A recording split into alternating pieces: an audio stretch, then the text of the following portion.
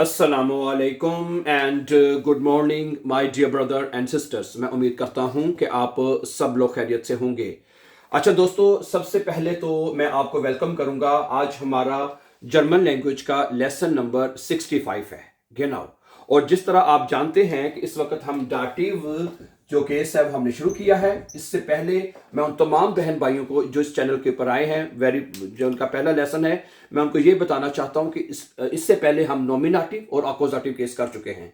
ठीक है, अब आपको ये तमाम स्टूडेंट्स को ये बखूबी पता हो जाना चाहिए कि आपका जर्मन लैंग्वेज का B1 तक का जो मेन सिलेबस है, ठीक है जी, ओके, जर्मन B1 पास करने के लिए और जर्मन जुबान को अंडरस्टैंड करने के लिए।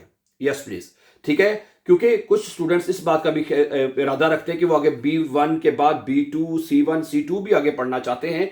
तो उसके लिए ये आपको 4 जर्मन केसेस, जिनमें से मैंने अभी आपको बताया नॉमिनेटिव, अकोजाटिव, डाटिव और गेनिटिव जो हैं वो आपको सीखने हैं। ठीक है, आपको बहुत ही आसान मेथड के साथ इजीएस्ट वे में ये सारे केसेस जो हैं वो एक्सप्लेन किए जा रहे हैं, बहुत उर्दू के साथ। और कि ये 4 जर्मन केसेस उर्दू में कैसे इस्तेमाल होते हैं और वही जर्मन में कैसे इस्तेमाल होते हैं, समझा रही बात आपको। और बहुत अच्छे तरीके से मैं कहता हूं कि जिस तरह इसमें वो तमाम स्टूडेंट्स, ठीक है, जिनकी तालीम चाहे ज्यादा है चाहे वो कम है, वो बड़े आराम से इन चीजों को सीख सकते हैं। समझा रही बात आपको। जैसे मैंने अभी कहा, अब हम अपना सफर जो है हमारा डाटिव तक पहुंच चुका है और इस वक्त हम डाटिव के प्रेपोजिशंस पढ़ रहे हैं। ठीक है, और दूसरी बात मैं ये कहना चाहता हूं, इसमें तमाम लेसन्स आपको एक सीक्वेंस, एक तरतीब के साथ मिल रहे हैं। 65 का मतलब है कि यानी कि नंबर 1, 2, 3, 4, और आपकी आसानी के लिए हमने इसकी प्ले लिस्ट भी बना छोड़ी है। प्ले लिस्ट में जाके आपको एक सीक्वेंस के साथ आपको लेसन मिल रहे होंगे।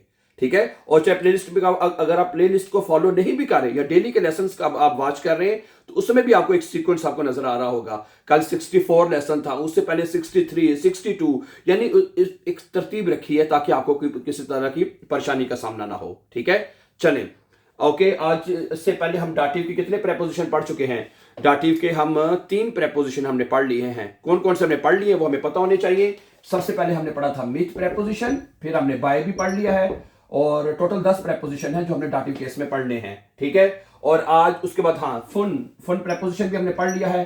आज हम पढ़ेंगे आउस प्रेपोजिशन के बारे में बात करेंगे। ठीक है जी, आज का हमारा प्रेपोजिशन है आउस, इसके ऊपर बात करेंगे। ठीक है, अच्छा, आउस is a very important preposition. जैसे मैंने आपको बताया है कि ये जो प्रेपोजिशन जो आप सीख रहे हैं ये हमारी डेली रूटीन में इस्तेमाल होने वाले हैं, बातचीत में भी यूज होते हैं। एग्जाम के लिए तो है ही इंपॉर्टेंट, लेकिन अगर आपने डेली कन्वर्सेशन करनी है जर्मन लैंग्वेज में तो उनके लिए ये बहुत इंपॉर्टेंट है जी। सबसे पहले है इसका इस्तेमाल कहां से आया यानी कि अगर आप किसी भी कंट्री, आप लोग बताते हैं मैं इस कंट्री से मैं आया हूं, मैं इस शहर से आया हूं, तो उसके लिए आप आउस लगाते हैं। ठीक है, किसी कंट्री या शहर से आना है, पहले इस्तेमाल इसका हम क्या सीखेंगे, किसी मुल्क, ठीक है जी, किसी मुल्क या शहर से आना, शहर से आने को है हम आउस लगाते हैं। मसलन अगर आप कहते हैं मैं जर्मनी से आया हूं, है मैं जर्मनी से आया हूं, तो ये जुमला आप बोलेंगे ich komme, क्या बोलेंगे जी, ich komme, ठीक है जी, ich komme aus Deutschland। कहां से आया जी, डॉइचलैंड से। ich komme aus Deutschland, मैं जर्मनी से आया हूं। ठीक है जी, ओके। वो पाकिस्तान से आई है, वो पाकिस्तान से आई है, क्या बनेगा, sie kommt aus Pakistan, sie kommt aus Pakistan, है वो पाकिस्तान से आई है। ठीक है जी, ओके। मेरा दोस्त इंडिया से आता है या आया है, mein Freund kommt aus Indien, है क्या बनेगा जी, mein Freund, ठीक है जी, mein Freund kommt, ठीक है जी, aus Indien, है मेरा दोस्त इंडिया से आया है mein Freund kommt aus Indien। Okay, इसके बाद अगर आपने किसी शहर की बात करनी है, जैसे कि हम बर्लिन से आए हैं, बर्लिन एक शहर है, ठीक है, तो क्या बनेगा, wir kommen, हाँ जी, wir kommen aus Berlin, ठीक है, aus Berlin आप यहां पे लिखेंगे, wir kommen aus Berlin, हम बर्लिन से आए हैं। ठीक है जी, उसके बाद है कि हम, अच्छा जी, अगला जुमला है कि तालिबे इल्म तुर्की से आया है, तालिबे इल्म जो है वो तुर्की से आया है, क्या बनेगा, der Student, हैं, देयर स्टूडेंट, ओके, कॉम्ट, ठीक है, देयर स्टूडेंट कॉम्ट आउस देयर तुर्काए, आउस देयर तुर्काए, ठीक है, तुर्काए। अब यहां पे एक छोटा सा मैं पॉइंट आपको बताना चाहता हूं, जरा बात गौर से सुनिएगा। जर्मन लैंग्वेज में कुछ कंट्रीज ऐसे होते हैं जिनके साथ आर्टिकल लिखा जाता है, ओके, क्या लिखा जाता है, आर्टिकल, जैसे तुर्क, और जैसे कि इंडिया, पाकिस्तान, जर्मनी, इनके आर्टिकल्स नहीं होते, इसलिए आर्टिकल के बगैर लिखेंगे। अब जो तुर्कई है, तुर्कई का आर्टिकल होता है दी तुर्कई, क्या है, तुर्की जो है इसका आर्टिकल होता है दी तुर्कई। तो अब चूंकि आउस जो है वो डाटिव प्रेपोजिशन है, डाटिव है ना, तो आपको पता है कि आपने शुरू में सीखा है जब हमने डाटिव शुरू किया था कि आपको पता है कि जो दी आर्टिकल है डाटिव के इसमें देर में चेंज होता है, ठीक है। तो यहां पे आएगा आउस देर तुर्कई, दी तुर्कई नहीं, दियर तुर्कई हो जाएगा, क्योंकि डाटिव आउस डाटिव प्रेपोजिशन है। उसके बाद डाटिव के आर्टिकल्स हमने फॉलो करने हैं, ठीक है। तो मेरा दोस्त जो है वो तुर्की से आया है, तो आउस देर तुर्कई हो जाएगा, ठीक है जी, ओके। इसके अलावा मेरा उस्ताद अस्टरिया से आया है, अस्टरिया से, ऑस्ट्राइश है, माइन लेयर कॉम्ट, क्या बनेगा जी, माइन लेगा, है, मेरा उस्ताद कॉम्ट है, मेरा उस्ताद आया है आउस ऑस्ट्राइश है, यानी अस्टरिया से आया है, ठीक है, माइन लेगा कॉम्ट आउस ऑस्ट्राइश, मेरा उस्ताद जो है वो अस्टरिया से आया है। अच्छा, ये था आउस का इस्तेमाल किसी मुल्क से या किसी शहर से आना, ठीक है। अब है आउस का एक और इस्तेमाल आपने सीखना है कि आप अगर किसी जगह से, इनसाइड जगह से बाहर आना है, ओके, यानी कि आउट ऑफ के मैंने भी यूज करेंगे, ठीक है। ये नंबर 1 इस्तेमाल था। नंबर 2 जो है कि किसी जगह के अंदर से बाहर आना है, किसी जगह के अंदर से बाहर आना, ठीक है, उसके लिए भी आउस लगेगा, ठीक है। जुमले देखिएगा तो आपको कंप्लीट समझ आ जाएगी। मसलन मैं घर से आ रहा हूं, यानी आप घर के अंदर थे, अगर आप ये जुमला कहते हैं मैं घर से आ रहा हूं, तो मैं या घर से बाहर आ रहा हूं, इश्को में क्या जुमला बनेगा आपका, इश्को में, मैं आ रहा हूं, आउस बाहर, आउस देम हाउस, 10 हाउस होता है ना, हाउस का आर्टिकल 10 होता है, तो 10 दे में चेंज होता है, यू नो दैट, आउस देम हाउस, ठीक है। तो जिन लोग बहन भाई ने भी डाटिव के आर्टिकल नहीं देखे तो पिछले लेसन में जाके डाटिव के जो आर्टिकल है वो देख सकते हैं। अच्छा, कुत्ता बाग से बाहर आ रहा है, कुत्ता बाग से बाहर आ रहा है, देयर हुंड कॉम्ट, क्या बनेगा जी, देयर हुंड कॉम्ट है, यानी कुत्ता जो है वो आ रहा है, आउस देम गार्टन, आउस देम गार्टन, गार्टन से बाहर आ रहा है, तो क्या बनेगा, आउस गार्टन का आर्टिकल भी देर होता है ना, देर गार्टन, तो देम गार्टन हो जाएगा, आउस देम गार्टन, ठीक है। कुत्ता जो है वो बाग से बाहर आ रहा है, ठीक है जी। उसके बाद क्या है जी, वो या बच्चे स्कूल से बाहर आ रहे हैं, बच्चे स्कूल से बाहर आ रहे हैं, बच्चे स्कूल के अंदर है, ठीक है। अब आप उधर से बाहर आ रहे हैं तो आप कहेंगे दी किंडर कॉमन, हाँ जी, क्या जुमला बनेगा, दी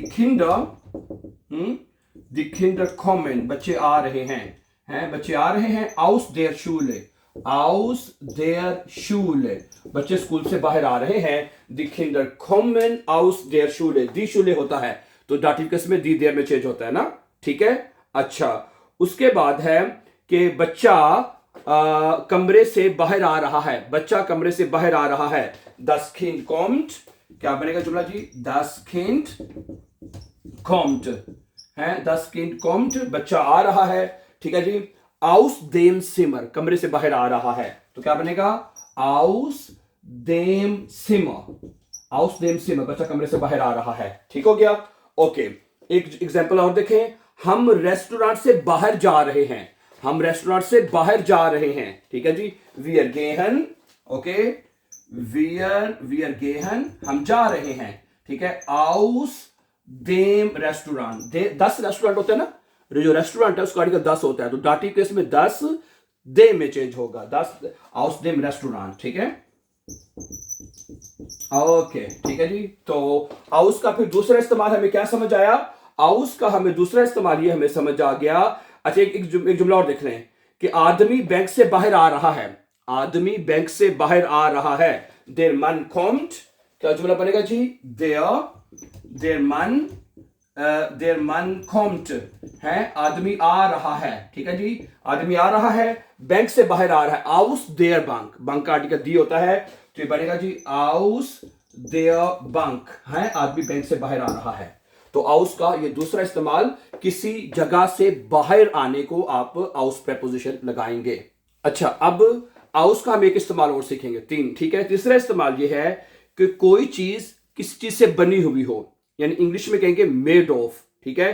किसी चीज से बना होना है, क्या लिखेंगे तीसरा, किसी चीज से बना होना या हुआ, ठीक है, ऐसे करके। मसलन एक जुमला है, मेज लकड़ी से बना हुआ है, मेज, ठीक है, मेज लकड़ी से बना हुआ है, क्या बनेगा, देयर टिश है, देयर टिश इज आउस होल्स है, आउस होल्स, यानी जो मेज था वो पहले क्या था, लकड़ी था, लकड़ी से बना हुआ है, यानी जो चीज जिस चीज से बनी होगी उसके लिए आउस लगाएंगे, ठीक है। मेज बना हुआ है लकड़ी का, ठीक है, तो आउस होल्स आ जाएगा यहां पे। अच्छा, ओके, ग्लास प्लास्टिक से बना हुआ है, 10 ग्लास इज, क्या बनेगा जी, 10 ग्लास इज आउस प्लास्टिक है, आउस प्लास्टिक।